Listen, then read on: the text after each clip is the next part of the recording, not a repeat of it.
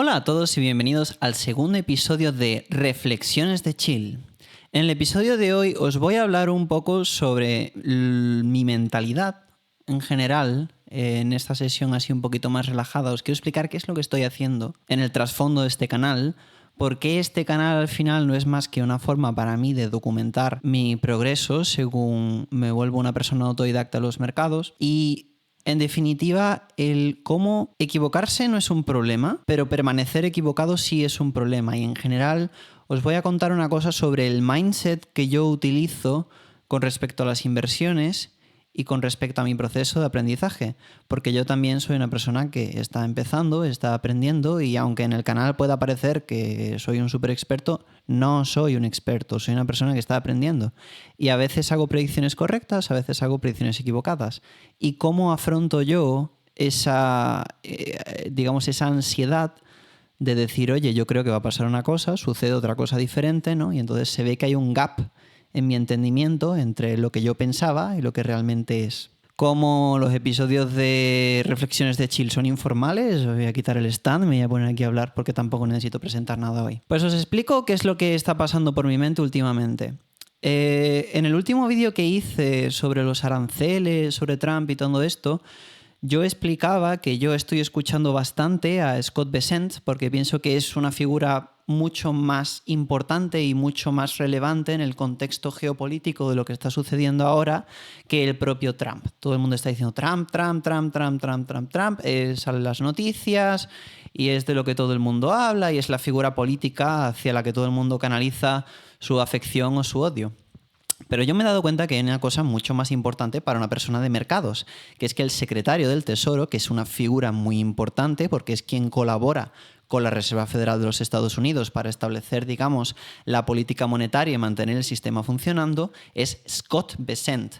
Y por primera vez en la historia tenemos un secretario del Tesoro, bueno, en la historia no, en la historia reciente, tenemos un secretario del Tesoro que es una persona de mercados. O sea, no sé si lo sabéis, pero este tal Scott Bessent, si buscáis un poquito más sobre quién es y por qué ha llegado hasta ahí, pues es la persona que ayudó a George Soros a hundir la libra esterlina en su día. Entonces, al final es una persona muy experimentada con temas de moneda, con temas de Forex y con temas de entender todas las dinámicas propias y todas las dinámicas inherentes a lo que es la moneda en sí, a lo que es el sistema fiduciario y el estado de la moneda, la emisión de deuda por parte del Estado, el mercado de las tesorerías y todo eso. Bien, pues en el último episodio yo os contaba un poco que yo decía, bueno, mi tesis sobre esto era que ellos se iban a intentar, digamos, causar un poco de caos en el mercado de equities para que hubiese un trasvase hacia bonos y utilizar eso para refinanciar la deuda.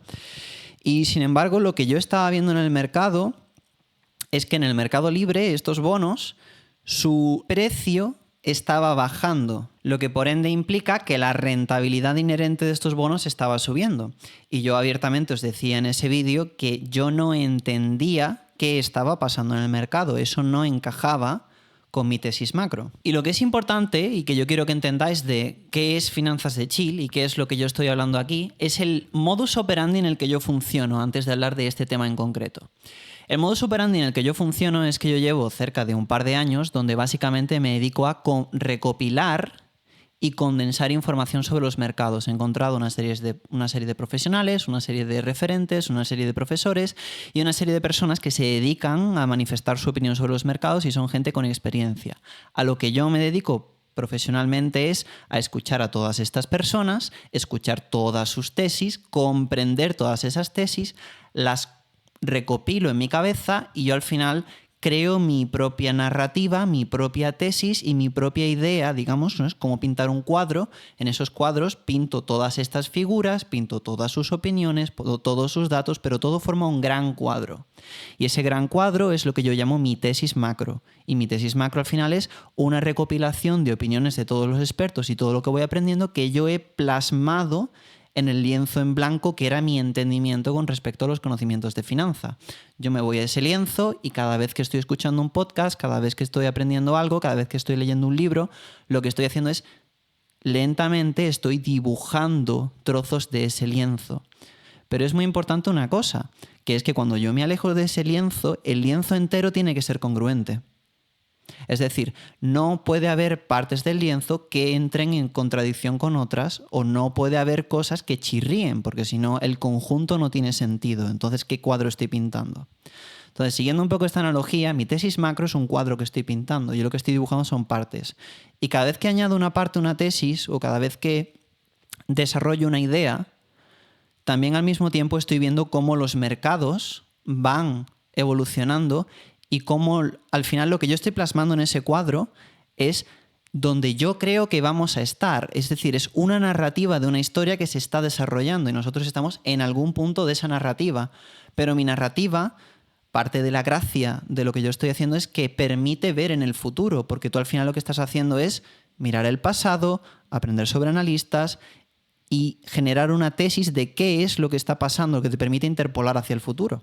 Cuando tú puedes intentar ver más adelante en el futuro qué es lo que hay, el mercado está en una posición actualmente y en el futuro va a estar en otra distinta. Si tú crees saber dónde va a estar el mercado en un futuro, aunque no tengas certeza sobre el plazo temporal que hay en medio, aunque no tengas certeza sobre la volatilidad que te va a llevar hasta ahí, si en última instancia tú aciertas con la tendencia, con la dirección, con la diferencia entre el mercado en su estado actual y el mercado en ese futuro que tú estás proyectando acorde a la tesis, ahí en esa diferencia está donde tú haces dinero.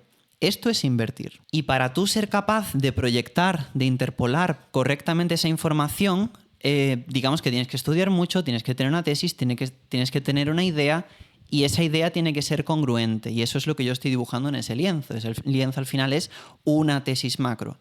Pero tan importante es ese lienzo como mirar en tiempo real qué es lo que está sucediendo y cómo esa narrativa va evolucionando. Porque es muy importante también monitorizar que esas proyecciones que yo estoy haciendo no se vayan mucho de madre y que cojamos una línea temporal distinta donde suceden otras cosas de las que yo no tengo ni idea o no entendía o resulta que no encajaban o que no están en ningún sitio en mi cuadro. Es más, si hay una evolución en el mercado y me dice a mí que yo me estoy equivocando en mi tesis o no encaja con mi tesis, tengo que mirarla muy de cerca y replantearme qué es lo que está sucediendo, dónde me equivoco yo. Y aquí es un poco donde yo entro a hablaros sobre lo que yo pienso que es ser inversor y qué es lo fundamental con respecto a la psicología del inversor, porque si os dais cuenta, lo que yo os estoy diciendo al final es un proceso de aprendizaje y esto es un proceso de aprendizaje al que se va sometiendo todo el mundo. Todos tenemos un lienzo en blanco al principio y poco a poco,